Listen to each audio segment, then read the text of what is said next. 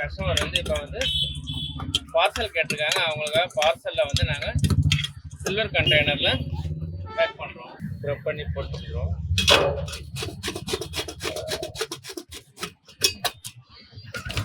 அடுத்து பீனட் போடுறோம்.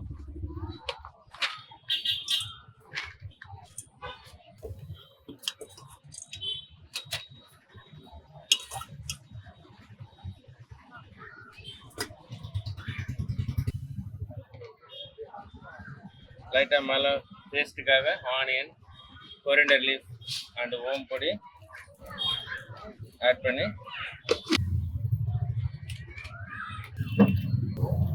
Thank you madam.